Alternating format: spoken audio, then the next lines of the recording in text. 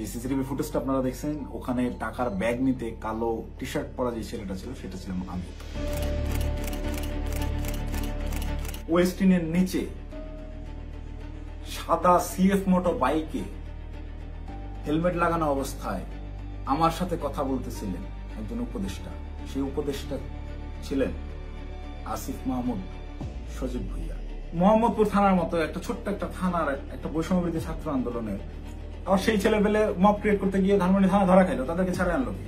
আব্দুর রহমান মাসুদের মতো এত বড় ফিগার, এই ইন্টারন্যাশনাল নেতা ওই রকম লোকজনদেরকে ছাড়াইতে থানায় যায় কেন যায়? খোঁজ করেন, চোখের সামনে দেখতে পাচ্ছেন কারা কারা ধনী হয়ে গেছে, কিভাবে রাতারাতি ফকির বলা কোটিপতি হয়েছে, এটা ওপেন সিক্রেট। এবং এদের এইসব টাকা পয়সা আসছে থেকে এইভাবেই।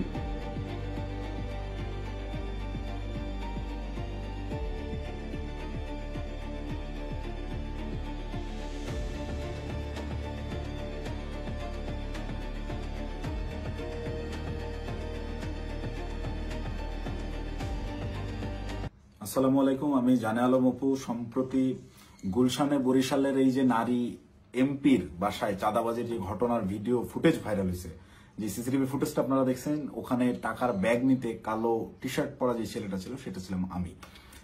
আপনারা এই একটি সিসিটিভি ফুটেজের মাধ্যমেই দেখেছেন যে বৈষম্যবিরোধী ছাত্র আন্দোলনের সমন্বয়করা চাঁদাবাজিতে জড়িত।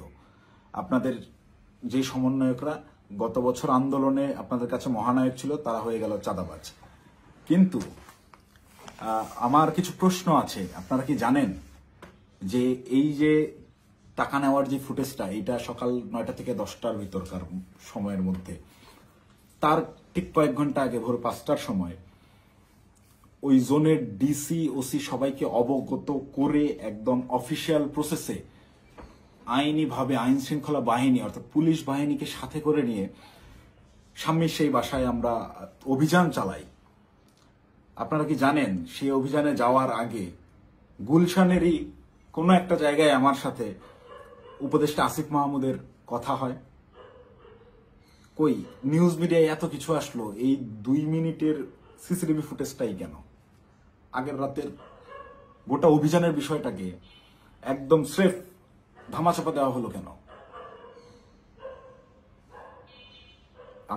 ভোরবেলার সেই পুলিশ সাথে করে নিয়ে যে অভিযান চালানো হয়, 5টা থেকে 6টা পর্যন্ত টানা 1 ঘন্টা শাম্মী আহমেদের বাসায় অভিযান চলে, আইন শৃঙ্খলা বাহিনী সহ। গোটা বাসা তন্ন তন্ন করে খোঁজা হয়, কোথাও শাম্মীকে পাওয়া যায় না। কিন্তু বাসা অভিযান চলাকালীন সময়ে প্রত্যেকটা জায়গায় আমরা বুঝতে পারছিলাম এখানে শাম্মী ছিল। তার ব্যবহৃত জিনিসপত্র, বেডের পাশে তার ফোন, তার হেডফোন, তার জুতা, এভরিথিং, তার ভ্যানিটি ব্যাগ, সবকিছু একদম স্পষ্ট বোঝা যাচ্ছিল শাম্মী এই জায়গায় ছিল। সামহাও ইনফরমেশন লিক হয়ে গেছে, সে চলে গেছে। তো যেই 2.5 মিনিটের সিসিটিভি ফুটেজ ভাইরাল করে আমাদেরকে রাতারাতি হিরো থেকে একদম ভিলেন বানানো হলো, যারা এই কাজটা করলো তাদের কাছে আমার অনুরোধ থাকবে এবং চ্যালেঞ্জ করব আমি, যদি সৎ সাহস থাকে আগের রাতের সিসিটিভি ফুটেজটা আপনারা ফাঁস করেন, দেখি কে ফোন করছে, কার কলে, কিভাবে শাম্মীর বাসা থেকে বেরোইছে, এবং আইন শৃঙ্খলা বাহিনীর সাথে আমরা যে অভিযানে গেলাম সেখানে আমাদের ভিতর কি কি কথা হয়েছে। আমরা চাঁদাবাজ কিভাবে হলাম? চাঁদাবাজি তো করি নাই। আমাদেরকে পরের দিন সকালবেলা এটা যোগাযোগ রিয়াদের সাথে করছে, রিয়াদের সাথে যোগাযোগ করে রিয়াদকে ডেকে পাঠাইছে তারা। রিয়াদ আমাকে ফোন দেয়, ফোন দিয়ে ডেকে নেয় যে ভাই ওই বাসায় একটু আসতে হবে। তো সে আমাকে প্রাথমিকভাবে জানায় যে শাম্মী যায় নাই, এটা এখনো আমাদের কাছে তথ্য আছে, আমি বাসায় নজরদারি করতেছি, আপনি তাড়াতাড়ি আসেন। আমি ইমার্জেন্সি যাই। যাওয়ার পরে রিয়াদ আমাকে নিয়ে ভিতরে যায় এবং বলে যে ভাই উপর থেকে ডেকে পাঠাইছে বলার পর আমরা ওকে তাহলে চল। আবার যাওয়ার আগে একটু আটকাইলাম যে অন্যরা আসুক। পরে বেশ কয়েকজনকে ফোন দিল রিয়াদ, দিয়ে বলে যে ভাই সবাই ঘুমিয়ে গেছে, কেউ আসতেছে না। তো অগত্যা আমি ওর সাথেই গেলাম। সিঁড়িতে রিয়াদ আমাকে টাচ দেয় যে ভাই ওরা কিছু টাকা পয়সার কথা বলছে, পোলাপানরা চাপানি খেতে টাকা পয়সা দিবে। তা আমি স্বাভাবিকভাবেই মাইন্ডসেট করে নিছি, আমরা রাতে যে কজন আসছিল আর পুলিশ সব মিলে সর্বোচ্চ 40 জন হবে। তো পুলিশদেরকে বাদ দিলে এটা 15-20 জন বা 30 জন সর্বোচ্চ। এই কতই বা দিবে, 50,000 1 লাখ টাকা হয়তো বা দিবে।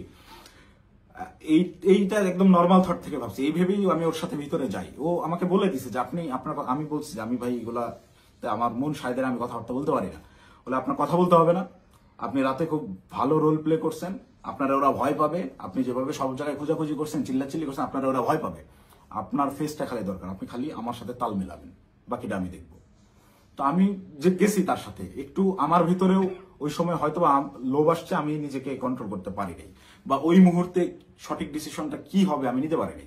খুব ইনস্ট্যান্ট, সিঁড়িতে উঠতেছি আর 2 ধাপ গেলে আমি বাসার দরজায় চলে যাবো, এতটুকু সময়ের ভিতরে আমাকে সিদ্ধান্ত নিতে হয়েছে। তো এটা আমার ভুল সিদ্ধান্ত হয়তো বা ছিল। ভিতরে গেলাম, গিয়ে বসলাম। বসার পরেই ওই স্বামীর হাজবেন্ড এসে 5 লাখ টাকার অফার করে যে আমি তোমাদেরকে 5 লাখ টাকা দিচ্ছি, তোমরা যারা ছিলে তোমরা চা পানি খায়ও, আমরা শান্তিপ্রিয় মানুষ, আমি সারা জীবন চাকরি করছি, কোনো রাজনীতি করি নাই, চাকরির রিটায়ারমেন্ট শেষে এখানে আছি, রেস্ট করতেছি, এই বয়সে এসে আমাদেরকে আর তোমরা হয়রানি করিও না, আমি কোনো রাজনীতির মধ্যে নাই, তো আমাদেরকে একটু শান্তিতে থাকতে দাও। এবং উনি আরো একটা প্রশ্ন করেন যে আমাদের তথ্য তোমাদেরকে কে দিছে, তোমরা কিভাবে জানলা যে আমরা এখানে আছি। এই দুইটা বিষয় উনি জিজ্ঞেস করেন, একটা হচ্ছে অনুরোধ করেন ওনাদেরকে ডিস্টার্ব না করতে, আরেকটা হচ্ছে ওনারা যে এই বাসায় আছেন, স্বামী যে এই বাসায় থাকেন বা ওনারা এই বাসায় আছেন, এই তথ্যটা কে দিছে। এই দুইটা ইসের বিনিময়ে সে 5 লাখ টাকা দিতে রাজি হয় এবং আনতে চলে যায় এখন, যে তো আমি তোমাকে 5 লাখ টাকা দিচ্ছি, তোমরা এটা নিয়ে যাও। দেন রিয়াদ রেসপন্স যেটা করে, রিপ্লে করে, সেটা শুনে আমি রীতিমতো আকাশ থেকে পড়ছি। ও একরকম ঝাড়ি মেরেই বলে আমি চ্যালেঞ্জ করতেছি, এই আমরা যতক্ষণ ছিলাম গোটা সময়ের ওই প্রায় আমরা 15 থেকে 20 মিনিট ছিলাম, গোটা টাইমের সিসিটিভি ফুটেজ তারা ফাঁস করুক। আমার এই ভিডিও যে সাংবাদিক ভাইরা দেখবেন, আপনারা ওই বিল্ডিং আবার যান, বিবিসির সাংবাদিকরা তো আগের বার বেশ কয়েকটা ফুটেজ বের করছেন সিঁড়ি দিয়ে ওঠা নামার, আপনারা কেন সাউন্ড দেন নাই আমি জানি না। আপনারা এইবার যদি যান গোটা ফুটেজটা ফাঁস করেন, এটা আমার অনুরোধ থাকবে। তাহলে ভাই আমি একটু বাঁচি। আমাকে যেভাবে আপনার এই চাঁদাবাজ হিসেবে পরিচয় করাইলেন, ডেকে নিয়ে ভাই টাকার ব্যাগ হাতে ধরাই দিছে, চাঁদাবাজি করতে যাইনি, জীবনে চাঁদাবাজির কোনো রেকর্ড নেই, খোঁজ নিয়ে দেখেন, গোয়েন্দা লাগান, এভরিথিং। 1 টাকার অবৈধ সম্পদ কোথাও অর্জন করছি কিনা চ্যালেঞ্জ করবো, কেউ বের করতে পারবে না। এবং সর্বোচ্চ চেষ্টা করতেছে বর্তমান এই রাষ্ট্রযন্ত্র, সর্বোচ্চ চেষ্টা করতেছে আমাকে ভিলেন বানানোর। আমার বিরুদ্ধে কোনো এভিডেন্স পাচ্ছে না, এরকম কোনো কাজে আমি কখনোই ছিলাম না, আমাকে ডেকে নিয়ে জাস্ট ইউজ করা হয়েছে। যাই হোক, ওই প্রসঙ্গে আপাতত না যাই, ঘটনায় ফিরি। এখানে রিয়াদ রিপ্লেতে বলল যে কিসের 5 লাখ, 1 কোটির নিচে কথাই হবে না, আপনাদের মানিজ্য সব বাঁচাই দিলাম, আত্মীয় স্বজনের কাছে কালার খাইতে হইল না, জেল খাটতে হইল না, কোনো কিছু করতে হইল না। আমি ভাই রীতিমতো 1 কোটি টাকার কথা শুনে হয়েছি যতটা, তার চাইতেও বেশি হয়েছি। অকপটে বলতেছে যে আপনাদেরকে জেল খাটা লাগলো না, কিছু না, আত্মীয় স্বজনের কাছে মানহানি হলো না, মিডিয়া হইলো না, কোনো কিছু হইল না, এটার বিনিময়ে শুধু 5 লাখ। তখন একরকম মাথা ধরে উঠছে আমার যে এইটা কি তাহলে প্ল্যান ছিল। আমি ওই তখন থেকেই রাতে বিভিন্ন ক্লু পাচ্ছিলাম যে স্বামী বাসায় ছিল, তখন আমার মাথায় খেলে যে এটা কি আসলে প্ল্যান ছিল। তাহলে কি প্ল্যান করে স্বামীকে এরা সেফ এক্সিট দিছে, এবং সেফ এক্সিট দেওয়ার বিনিময়ে এখানে কোটি টাকা নিতে আসছে। মাথায় যখন প্রশ্নটা ঘুরপাক খায়, আমি ওখান থেকে একটু উঠে চলে যাই যে আমি এইসব টাকা পয়সার ডিলিং আমি থাকবো না। তখন আবার আমার মাথায় এইটা খেলে যে আমি তো রিয়াদের সাথে আসছি, রিয়াদ আমার সহযোদ্ধা, সে আমার পূর্ব পরিচিত, তাকে এখানে একা রেখে আমি কিভাবে চলে যাই একটা আওয়ামী লীগের এমপির বাসায়, একে তো গুম করে দিতে পারে বা এর যে কোনো বিপদ হতে পারে। ওর সেফটির কথা চিন্তা করে ওকে আমি একা রেখে চলে গেলে ওর বিপদ হতে পারে, এই চিন্তা করে আমি আবার ব্যাক আসি না। যাই হয় হোক, আমাকে রিয়াদকে নিয়ে যেতে হবে, অ্যাটিনাও রিয়াদকে আমাকে তাড়াতাড়ি এখান থেকে বের করতে হবে। তো ওই ওদের কথা, ওরা বার্গেনিং চালাতেই আছে। ওটা 1 কোটি থেকে 50 লাখে নামে, 50 লাখের থেকে ওই 50-50 করবে, 25 এখন নেবে, 25 করে বিভিন্ন রকম বার্গেনিং করতে থাকে। গোটা সিসিটিভি ফুটেজ দিলেই আপনারা দেখতে পাবেন। তো আমি যত ফাস্ট করা যায় এখান থেকে বের হইতে পারলে পারছি। তো আমি রিয়াদকে বারবার কানে কানে বলতেছি তুই এরকম পাগলামি করিস না, তুই থাম। রিয়াদ আমাকে বারবারই বলে আপনি চুপ থাকেন, দেখেন আমি কি করি, আপনি চুপ থাকেন, আমি দেখেন কি করি। তো আমি সাহস আর পাচ্ছিলাম না। উনি একটা সময় করলেন কি, পাশের রুমে গেলেন, পাশের রুমে গিয়ে কাউকে একটা ফোন দিলেন, সর্বোচ্চ 30 সেকেন্ড বা 1 মিনিট পরে একটা লোক আসলেন, এসে বেল চাপলেন, দরজা খুলতেই বাইরে থেকে একটা টাকার ব্যাগ দিল, টাকার ব্যাগটা নিয়ে গেটটা লাগাই দিলেন।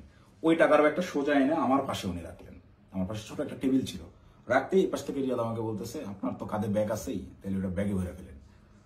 তো আমার ব্যাগের ভিতরে খাবার ছিল, আমি সারা রাত ধরে জেগেছিলাম, এখানে অভিযান চালাই বাসায় যাচ্ছিলাম, খাওয়া দাওয়া করিনি, সকালে খাওয়ার জন্য খাবার কিনছি, খাবারটাও খাইতে পারিনি। এই খাবারটা বের করে রেখে টাকাটা ব্যাগে বললাম ভরে, আমি রিয়াদকে বলতেছি চল উঠি। রিয়াদ তখন নতুন আবার কাহিনী শুরু করলো যে না, এই 10 লাখ টাকা নিয়ে যাওয়া যাবে না।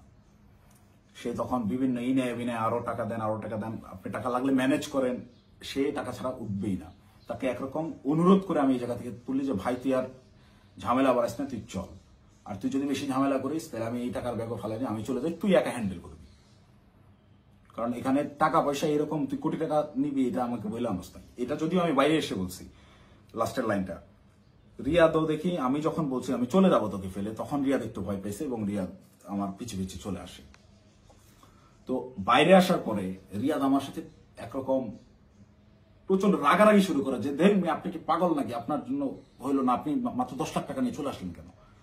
আমি ওরে উল্টা ঝাড়ি মারতেছি, বাট তুই পাগল নাকি, একটা মানুষের বাসায় গিয়ে ওখানে ক্যামেরা আছে, এই আছে, সবকিছু আছে, একটা মানুষের বাসায় মানুষ কি কোটি টাকা ঘরে রাখে, তুই একজন মানুষের বাসায় গিয়ে আন্দাজে বলতেছিস আমাকে 1 কোটি টাকা দিতে হবে।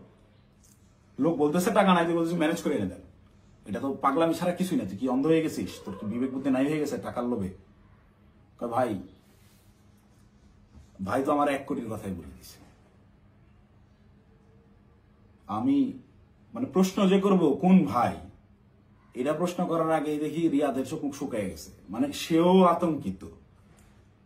আতঙ্কিত, তাকে 1 কোটির কথা বলে দেওয়া হয়েছে। এই 1 কোটি কেন আনা হইলো না, বা আমি যে বাধাগ্রস্ত করছি আমার জন্য সে 1 কোটি আনতে পারলো না, এটার জন্য সে আমার উপরে বিরক্ত এবং সে নিজেও নার্ভাস। রিয়াদের চোখে মুখেও দেখি চিন্তার ছাপ। পরে আমি বললাম কোন ভাই, কখন বললো তোরে, কার সাথে কথা বলছিস আমি যাওয়ার পরে। বলছে রাতে কোন ভাই আসছিল দেখেন নাই। তখন আমি 30 সেকেন্ডের মতো চুপ করে থাকি, ভাবতে থাকি। যখন রাতে কোন ভাই আসছিল এইটার সমীকরণটা আমার মাথায় মেলে এবং রিয়াদকে আমি বলি যে ভাইয়ের সাথে কথা বলে আসলাম তুই কি সেই ভাইয়ের কথা বলতেছিস। রিয়াদ বলে হ্যাঁ। কয় আপনি বুঝতেছেন না ওখানে ক্যামেরা আছে, সবকিছু আছে, সবকিছুর সামনে আমি 1 কোটি টাকার সাহস করতেছি, এটা কি এমনি। তখন আমার কাছে একটু হলেও বিশ্বাসযোগ্য মনে হচ্ছে না আসলে এইটুকু একটা ছেলে ও 1 কোটি টাকা চেয়ে ফেলছে, ক্যামেরা আছে এটা জেনে সহ ও জানে। কিন্তু এই বাসায় আমরা 3-4 ঘন্টা আগেও পুলিশ সহ অভিযান চালাই গেছি, বাসার কোথায় কি আছে সব জানা। ও খুব ভালো মতো জানে এখানে সিসিটিভি ক্যামেরা আছে, সব রেকর্ড হচ্ছে। তারপর ও বিন্দু পরিমাণ ভয় ছাড়া ও অকপটে 1 কোটি টাকা চেয়ে ফেলছে। তাহলে অবশ্যই ওর কথার কিছুটা হইলেও সত্যতা আছে, ওর পেছনে ওই রকম ব্যাকআপ আছে। তো আমি একরকম মন খারাপ করে চলে যাচ্ছি, আমার মাথায় কিছু কাজ করতেছে না। তো রিয়াদ আমাকে জোর করে টেনে রিক্সায় তুলে ওই টাকার ব্যাগ সহ ঢাকার বিভিন্ন জায়গায় ঘোরাঘুরি করতে গেছে। আমাকে বিভিন্নভাবে কনভিন্স করতে থাকে ভাই উনি তো বলছে। আমি নেমে আসার পরেও রিয়াদ গেটে ছিল, ওদের সাথে বার্গেনিং করে আসছে, 2 দিন সময় দিয়ে আসছে যে 2 দিন পর আমরা আবার আসবো, এটা বলে আসছে। তো আমাকে বলতেছে ভাই ওনাকে 2 দিন সময় দিয়ে আসছি, 2 দিন পরে কিন্তু আসতে হবে, আমাদেরকে টাকা তুলতে হবে। আমি ওর কথা বাড়াইলাম না, বললাম দেখা যাবে। আমি খালি চাচ্ছিলাম এখান থেকে আমি কাটতে পারলে পারছি, আমি কিসের মধ্যে পড়ে গেছি। এইভাবে রিয়াদ চলে গেল ওখান থেকে ওই ওর বাসার দিকে। খুব সম্ভবত এটা মধ্যপাটা বৈঠাখালী নামের একটা জায়গায় যাবে, সেই জন্য একটা সিএনজি নিল এবং আমাকে ছেড়ে দিল। আমি আমার মতো চলে গেলাম এবং যাওয়ার সময় আমি ওকে জিজ্ঞেস করলাম তুই টাকাগুলা কি করবি। ও বলছে ভাই পোলাপান যেগুলো আসছে পোলাপানদেরকে দিতে হবে, তারপর ওই বাকি টাকাও তুলতে হবে, সব টাকা একসাথে তুলে তারপরে তো এটা ভাগাভাগির হিসাব। আমরা টাকাই তো তুলতে পারলাম না, এটা তো যা দিচ্ছে এটা তো আজকের পোলাপানেরই খরচ, পোলাপানের চাপানি খেতে দিছে। দেন আমি একটু চিন্তায় পড়লাম, তারপর আমি বললাম তাহলে পোলাপানদের দিয়ে দিস। ও বলছে ওকে, বিকালবেলা ইনশাল্লাহ এটা ভাগাভাগি করব, আপনাকে ফোন দিয়ে জানাবো। তো বিকালে আমি তো এর মধ্যে আমি বেশ কয়েকজনের সাথে রাতে যারা ছিল তাদের বেশ কয়েকজনের সাথে যোগাযোগ করি এবং তাদের কথাবার্তা আমি সরাসরি স্বীকার করি নাই বা বলি নাই যে রিয়াদ এরকম করছে। তাদেরকে আমি বিভিন্নভাবে ঘটনাটা সম্পর্কে অবগত করার চেষ্টা করি, যেহেতু এরকম কিছু হয়েছে কিনা বা রিয়াদ কোনো টাকা পয়সা দিয়েছে কিনা। তো সবাই অস্বীকার করতেছে, মানে যারা আসছিল এই অভিযানটা চালাইতে তারা কেউ এই বিষয়ে অবগতই না। তার মানে এখানে ওই যে আমাদের গ্রুপে ইনফরমেশন দেওয়া হলো অমুক বাসায় আওয়ামী লীগের এমপি আছে বলে ছাত্রদেরকে চেতায় দেওয়া হলো, চেতায় দিয়ে এই ছাত্রদেরকে মব করতে পাঠানো হলো। ওখানে ছাত্রদেরকে পুলিশ বাহিনী সহ ওই এমপির বাসায় পাঠাইয়া ওই পরিবারকে ভয়ভীতি প্রদর্শন করা হলো। করার পরে ছাত্ররা সবাই যে যার মতো বাসায় চলে গেল। তারপরে চাঁদাবাজের দল চাঁদাবাজি করতে আসলো। ঘটনা এইটাই। এখান থেকে মাঝখান থেকে সাধারণ ছাত্ররা ব্যবহৃত হইল। এই ব্যবহারের তালিকায় সেদিন আমিও পড়ছি, আমিও ব্যবহৃত হয়েছি এবং বিভিন্ন সময় বিভিন্ন ঘটনায় এরা এইভাবে বিভিন্নভাবে ছাত্রদেরকে ব্যবহার করে এইসব করে। তারপর বিকালবেলা রিয়াদ আমাকে ফোন দেয়, ফোন দিয়ে ডাকে হচ্ছে রামপুরায়। তো এমনিতেই আমি হাতিরঝিলে যেতাম, তারপরের দিন আমাদের বেসরকারি বিশ্ববিদ্যালয়ের প্রোগ্রাম হাতিরঝিলে, সেই প্রোগ্রামের বাস্তবায়ন কমিটিতে ছিলাম, ভেন্যু পরিদর্শনের জন্য যাওয়ার কথা। এমনিতেই যাইতাম, তো ওর কথা শুনে আমি একটু হাতিরঝিল থেকে আগায় গেলাম রামপুরার দিকে। তো ওর সাথে যখন যাই সে আমাকে বিভিন্নভাবে কনভিন্স করার চেষ্টা করে যে ভাই আপনি অপ্রস্তুত হয়ে পড়ছেন এটা বুঝছি, কিন্তু এটা এভাবেই হয়, এরকমই, আপনি বলার জন্য আপনি জানেন না। সে আমাকে ইনে বিনে বিভিন্নভাবে প্রলোভন দেওয়া শুরু করে যে আপনি আপনি এ যাবত আপনি কয় টাকার মালিক, আপনি কয় টাকা কামাইছেন। দেন আমি ওকে ডিরেক্ট বলি যে ভাই এই মাসে আমার সেমিস্টার ফাইনাল পরীক্ষা গেছে, আমি টিউশন ফি দিতে পারি না, জন্য পরীক্ষা দিতে পারিনি। আপনার জায়গায় যদি আমি থাকতাম, রিয়াদ সরাসরি আমাকে বলছে আপনার ফেস যদি আমার থাকতো, আমি যদি আপনার ওই আপনার কেন্দ্রীয় যে পদ, সেই পদ যদি আমার থাকতো মিয়া, এতদিন আমি কমপক্ষে 20 কোটি টাকা কামাইতাম। রিয়াদ আমার মুখে বলছে আপনি একটা বলো। তো আমার এই কথাগুলো শুনে আরো বেশি খারাপ লাগতে লাগলো যে কি বলে, প্রচন্ড মন খারাপ। আমি ওকে বলি যা হয়েছে বাদ, আমরা হাতি জেলে যাই, প্রোগ্রামের কি অবস্থা দেখি। আমার মূল কনসার্ন আমার আবার সাংগঠনিক কাজে ফেরা। তো হাতি জেলের প্রোগ্রামের ওইটা পরিদর্শন করে ওই জায়গা থেকে সন্ধ্যা হয়ে গেছে। রিয়াদ আমাকে কন্টিনিউয়াসলি পুশিং করে যাচ্ছে। সে আমাকে নিয়ে মহাখালী যায়। মহাখালী ওখানে ইয়ামাহার শোরুম থেকে সে আমাকে একটা বাইক কিনে দেয়। এবং এটা সে প্রায় সময় এরকম হয়েছে যে রাত বেশি হয়ে গেছে, আমি বাসায় ফেরার জন্য সেফ কোনো কিছু যানবাহন পাচ্ছিলাম না। ম্যাক্সিমাম টাইম আমাকে ওই উবার ভাড়া করে যাইতে হইতো। আমি ওদের কাছ থেকে টাকা ধার নিতাম এবং প্রায়শই এটা বলতাম যে আমার একটা বাইক থাকলে খুব ভালো হতো। এইটাকে সে কাজে লাগে, আমাকে একটা বাইক কিনে দেয় সে, আমাকে সাথে করে নিয়ে গিয়ে, এবং সে আমার পিছনে বাইকে চড়ে ঘুরে ঢাকা শহরের বিভিন্ন জায়গায়।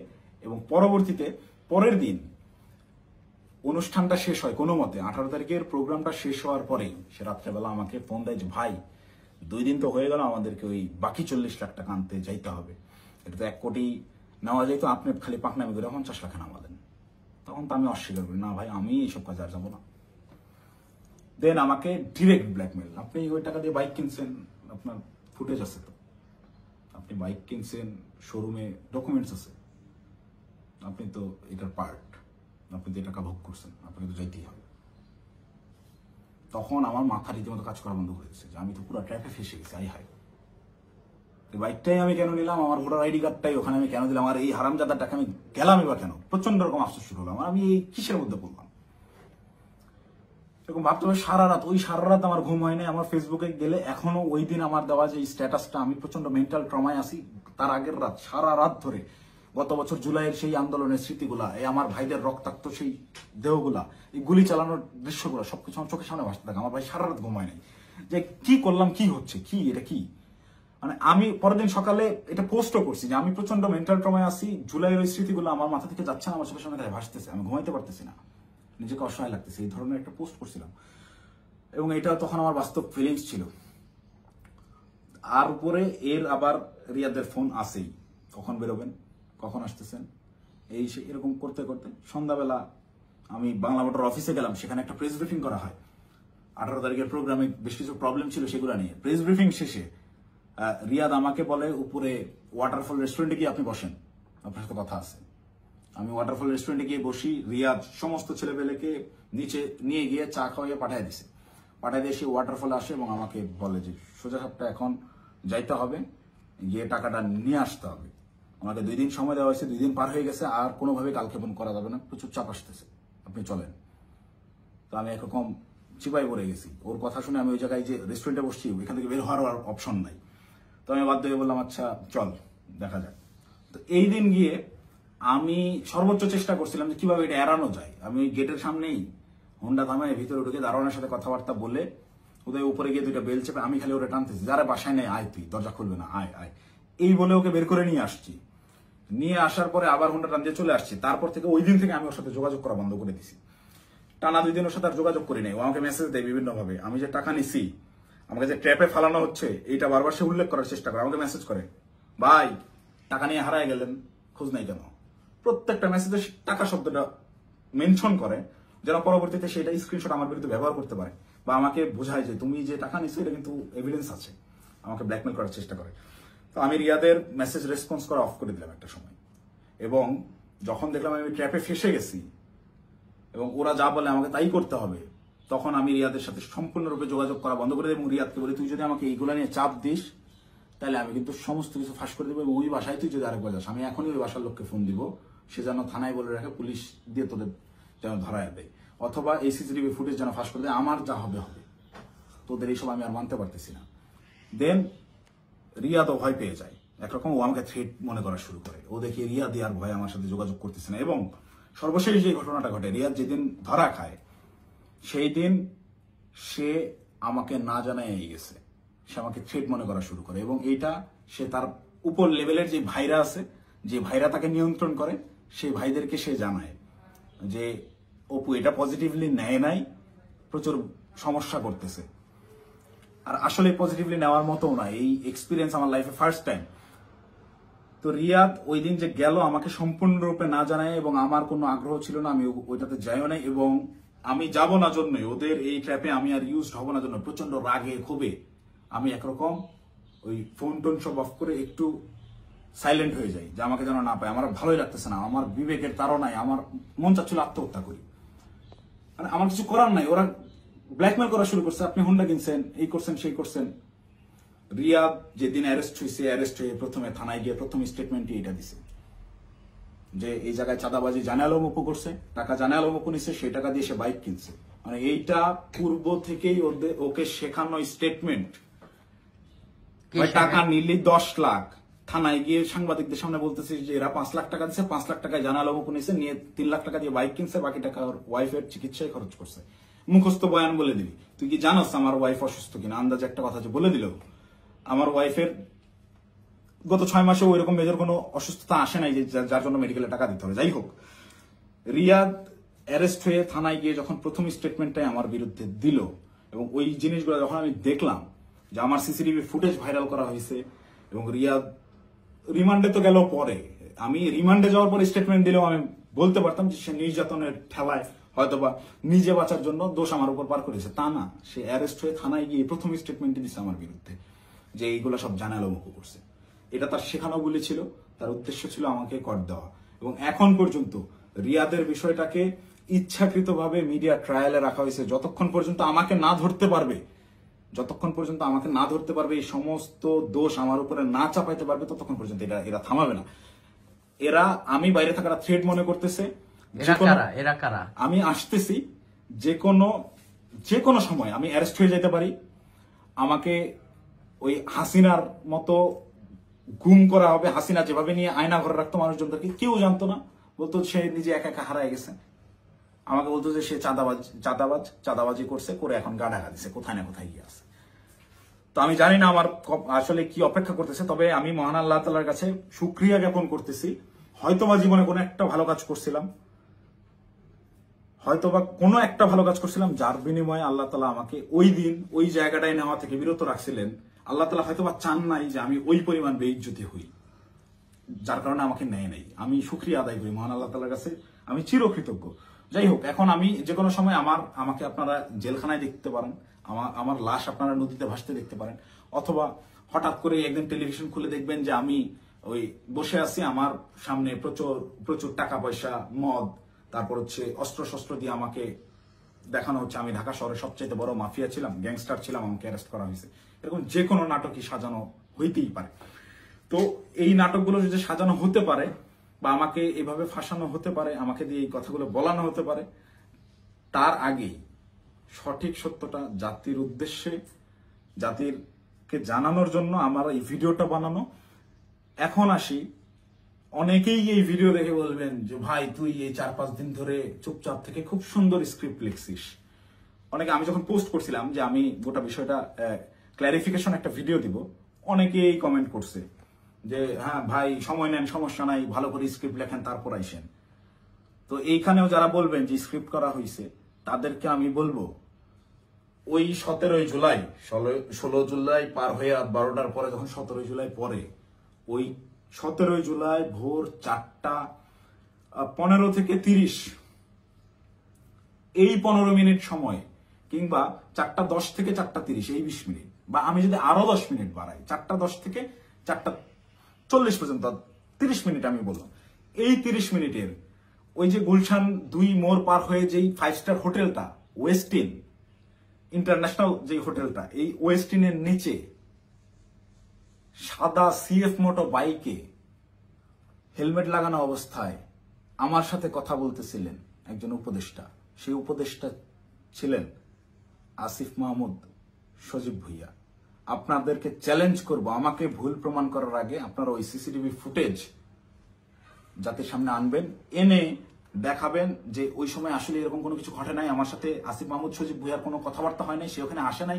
একজন উপদেষ্টা ভোর 4টার সময় বাইকে চড়ে হেলমেটে মুখ ঢেকে গুলশানের মতো অভিজাত এলাকায় কি কাজে আসে, এটা আমার জানার কথা না। আমি তো মামুলি পার্সন, তারা তো হাই লেভেলের পার্সন, আর আমার সাথেই কেন কথা বলতে হয় বা কি বা কথা হয়। এবং ওই যে রিয়াদ বললো রাতে যেই ভাই আসছিল, এবার সমীকরণটা আপনারাই মিলাম যে রাতে কোন ভাই আসছিল, কোন ভাইয়ের সাথে আমার কথা হয়েছে এবং কোন ভাইয়ের কথা রিয়াদ ইন্ডিকেট করছে। শুধু ওই ভাই না, আরো যেসব ভাই আছে সব ভাইরাই এটাতে জড়িত এবং এটা ওপেন সিক্রেট। এই সকল ভাইরা, এই যে আমাদের আসিফ মাহমুদ সজীব ভুইয়া ভাই সেদিন যে সিএফ মোটো বাইকটা নিয়ে আসছে, এই রাত্রেবেলা বাইক রাইডিং করতে সে গুলশানে আসছে, ওই ওয়েস্টিনে 5 স্টার হোটেলে ছাড়া সে বসে না কোথাও।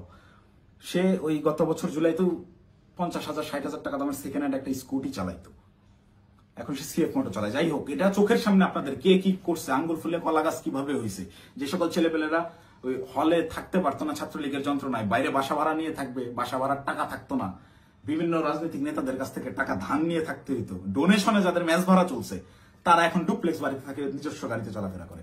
এটা গোটা জাতি জানে। আমি আসলে এমনিতেই তো আমাকে যথেষ্ট পরিমাণ ট্র্যাপে ফেলানোর চেষ্টা করতেছে, তো আমার মনে হয় যে এই বিষয়গুলো ক্লিয়ার না করে গেলে আমাকে দিয়ে ওরা যে কোনো স্টেটমেন্ট দেওয়া হতো। একটা ছোট্ট ক্লু দিই, রিয়াদের সাথে অ্যারেস্ট হওয়া যেই 4টা ছেলে, এই 4টা ছেলে এই ঘটনার কোনো কিছুই জানে না।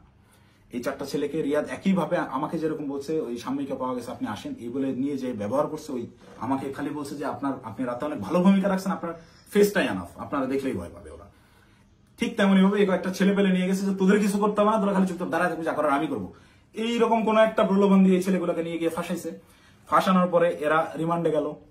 এরা কি হত্যা করছে ভাই? 10 দিনের রিমান্ড কেন লাগবে? 10 দিনের রিমান্ড এই কারণেই চাওয়া হয়েছে বা 7 দিনের রিমান্ড এই কারণেই দেওয়া হয়েছে যে ঠিক ততক্ষণ পর্যন্ত এদেরকে জিজ্ঞাসাবাদ করা হবে যতক্ষণ পর্যন্ত এরা তাদের দেওয়া স্ক্রিপ্টেড দেওয়া বক্তব্য নিজেরা প্রকাশ না করতেছে। ভাই এই একটা চাঁদাবাজি সিসিটিভি ফুটেজ ফুটেজ সব আছে, এটা তদন্ত করতে 7 দিনের রিমান্ড লাগে না, এটা বুঝতে রকেট সায়েন্স লাগে না। এখন ওই ছেলেগুলা যারা চাঁদাবাজিতে মানে গোটা ঘটনার সাথে কোনোভাবেই কানেক্টেড না, এই ছেলেগুলা আমি নিউজ দেখলাম প্রাথমিকভাবে স্বীকার করে নিচ্ছে চাঁদাবাজিতে জড়িত থাকার কথা। তারা জড়িত না থেকেও জড়িত থাকার কথা স্বীকার করে নিচ্ছে। মানে এদের উপরে কি পরিমাণ চাপ আসছে হিসাব করে দেখেন, আপনারা ভেবে দেখেন।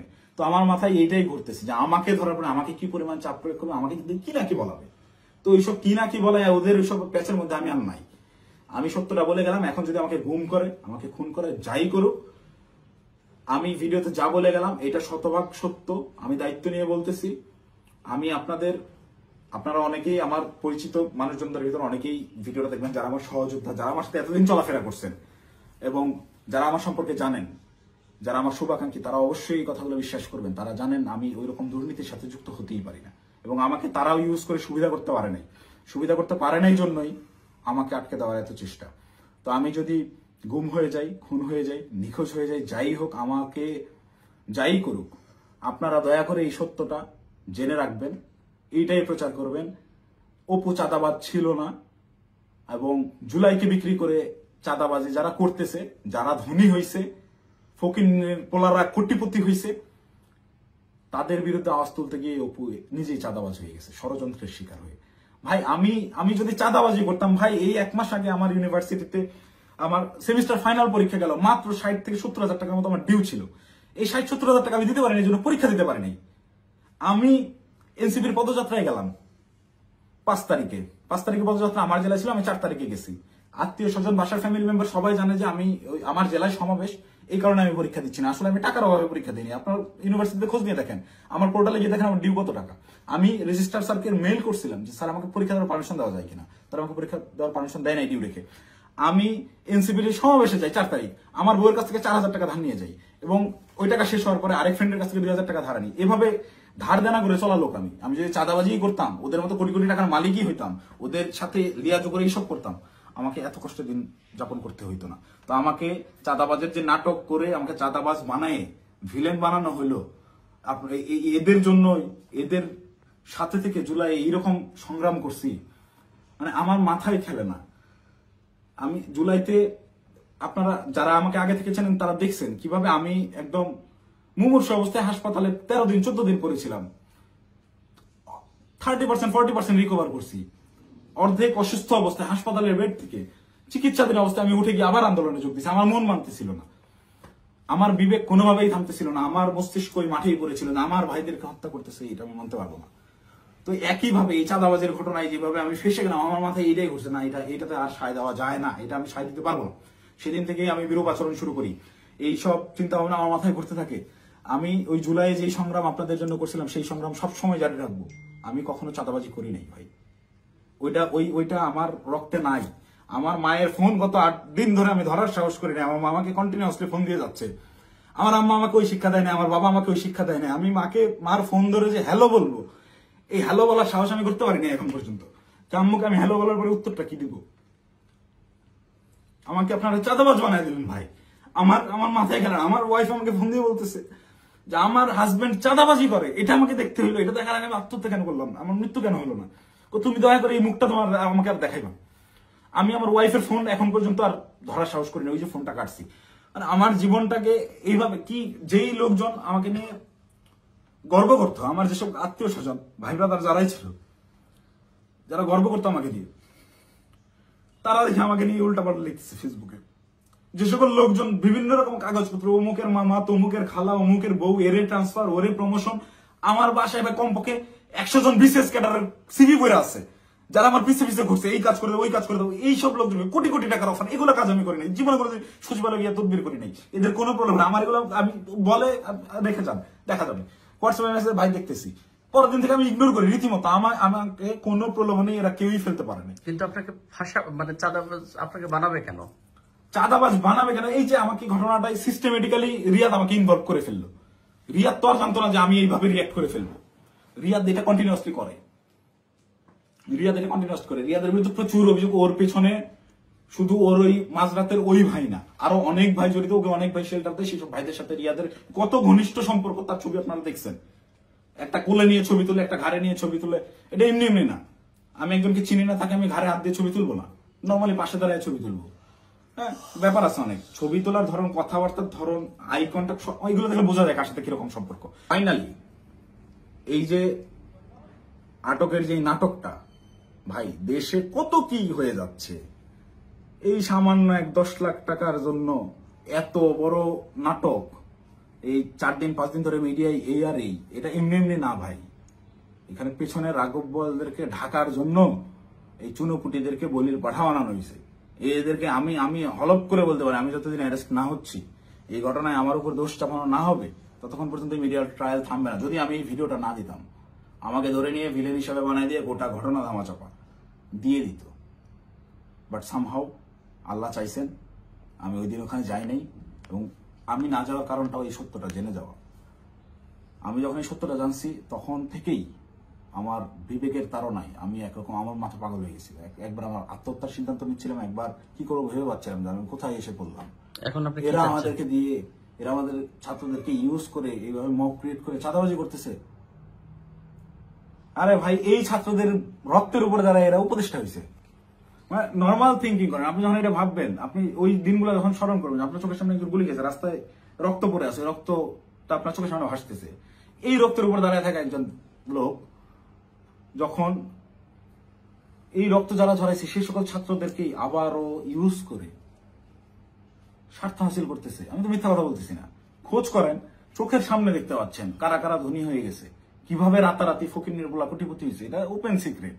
এবং এদের এইসব টাকা পয়সা আসছে থেকে এইভাবেই প্রত্যেকটা গ্রুপ। এই যে মোহাম্মদপুর থানায় আহ্বায়কে গ্রেফতার হইল, মোহাম্মদপুর থানার মতো একটা ছোট্ট একটা থানার একটা বৈষম্যবিরোধী ছাত্র আন্দোলনের আহ্বায়ক, যে ভোলা থেকে উঠে আসছে একটা ছেলে, সবাই মাত্র পলিটেকনিক পাশ করে আসছে, অনার্সে ভর্তি হয়েছে, বিএসসি করতে ভর্তি হয়েছে। এই ছেলে ঢাকা ইউনিভার্সিটিতে পড়ুয়া স্টুডেন্টের কাছে 1 কোটি টাকা চাঁদা চাচ্ছে। আবার সেই ছেলে পেলে মব ক্রিয়েট করতে গিয়ে ধানমন্ডি থানা ধরা খাইলো, তাদেরকে ছাড়া আনলো গিয়ে আব্দুল হান্নান মাসুদের মতো এত বড় ফিগার। আব্দুল হান্নান মাসুদ তো এখন ইন্টারন্যাশনাল নেতা হয়ে গেছে। সে একটা সেদিন একটা ইসে দেখলাম, সে বলছে আমাকে দেশের সবাই চিনে, ইন্টারন্যাশনাল নেতারাও চিনে, সে ইন্টারন্যাশনাল নেতা হয়ে গেছে। তো এই ইন্টারন্যাশনাল নেতা ওই রকম লোকজনদেরকে ছাড়াইতে থানায় যায়। কেন যায়? ওই রাব্বি নাম ছিল ছেলেটার, মোহাম্মদপুরের রাব্বি, ওই রাব্বি যদি কট খায় ওই জায়গায়, আব্দুল হান্নান মাসুদের নামটা ফ্ল্যাশ হয়ে যায়। অ্যাড এনি হাও আব্দুল হান্নান মাসুদকে, ওই রাব্বিকে সেভ করতেই হবে, কিচ্ছু করার নাই। সে মিডিয়ার সামনে ওই জায়গায় তোপের মুখে পড়ছে হান্নান মাসুদ, তাও রাব্বিকে ছেড়ে আসে নাই, পুলিশের সাথে নেগোসিয়েশন করে নিয়েই আসছে রাব্বিকে তারা ছাড়বে না। কিন্তু এই ঘটনাটাই আমি তো ধরা ছোঁয়ার বাইরে ছিলাম। রিয়াদকে তারা সেভ দিলেও আমি তো বাইরে ছিলাম, যে কোনো মুহূর্তে ফাঁস করতে পারি। এই ভয়ের জায়গা থেকে রিয়াদকেও আর বাঁচায় নাই, যে দুইটাকেই আটকাতে হবে। আমাকে ধরার জন্য সর্বোচ্চ চেষ্টা করতেছে। আমি কতক্ষণ বাইরে থাকবো, কতক্ষণ টিকে থাকবো আমি জানি না। যে কোনো সময় আমার যে কোনো কিছু হয়ে যেতে পারে। তো আমি গোটা জাতির কাছে সত্যটা বলে গেলাম, এবং সেই দিন সিদ্ধান্তহীনতায় হোক কিংবা লোভের বশবর্তী হয়ে হোক, আমি যে ভুল কাজটা করে ফেলছি, রিয়াদের প্ররোচনায় পড়ে ওই জায়গায় বাসায় ওনাদের দেওয়া ওই টাকাটা হাতে নিয়েছি, এইটার জন্য আমি গোটা দেশবাসীর কাছে ক্ষমা প্রার্থী এবং আমি আমার দোষ স্বীকার করে নিচ্ছি। এবং আমি প্রচলিত আইন অনুযায়ী, যেহেতু আমার নামে মামলা হয়েছে, আমি বিচার ফেস করতে রাজি আছি।